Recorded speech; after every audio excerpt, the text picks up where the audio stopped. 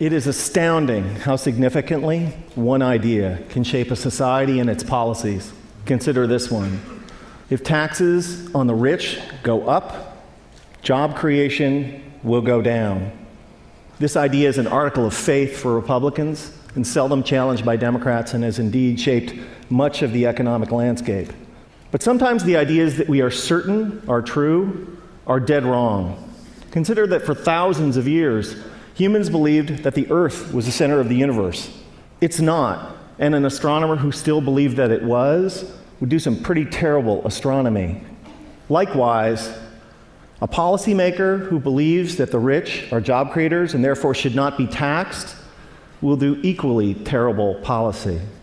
I have started or helped start dozens of companies and initially hired lots of people. But if there was no one around who could afford to buy what we had to sell, all those companies and all those jobs would have evaporated. That's why I can say with confidence that rich people don't create jobs, nor do businesses large or small. Jobs are a consequence of a circle of life-like feedback loop between customers and businesses. And only consumers can set in motion this virtuous cycle of increasing demand and hiring. In this sense, an ordinary consumer is more of a job creator than a capitalist like me. That's why when business people take credit for creating jobs, it's a little bit like squirrels taking credit for creating evolution. It's actually the other way around. Anyone who's ever run a business knows that hiring more people is a course of last resort for capitalists. It's what we do if and only if rising consumer demand requires it. And in this sense, calling ourselves job creators isn't just inaccurate, it's disingenuous. That's why our existing policies are so upside down. When the biggest tax exemptions and the lowest tax rates benefit the richest, all in the name of job creation, all that happens is that the rich get richer. Since 1980, the share of income for the top 1% of Americans has more than tripled, while our effective tax rates have gone down by 50%. If it was true that lower taxes for the rich and more wealth for the wealthy led to job creation, today we would be drowning in jobs. And thank you. And yet, unemployment and underemployment is at record highs. Another reason that this idea is so wrong-headed is that there can never be enough super rich people to power a great economy. Somebody like me makes hundreds or thousands of times as much as the median American, but I don't buy hundreds or thousands of times as much stuff. My family owns 3 cars, not 3,000. I buy a few pairs of pants and shirts a year like most American men. Occasionally we go out to eat with friends.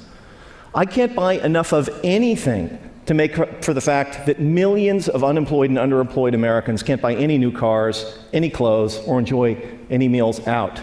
Nor can I make up for the falling consumption of the vast majority of middle-class families that are barely squeaking by, buried by spiraling costs and trapped by stagnant or declining wages.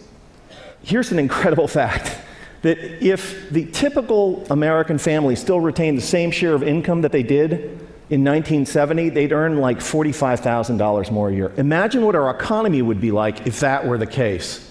Significant privileges have come to people like me, capitalists, for being perceived as job creators at the center of the economic universe, and the language and metaphors we use to defend the current economic and social arrangements is telling. It's a small jump from job creator to the creator.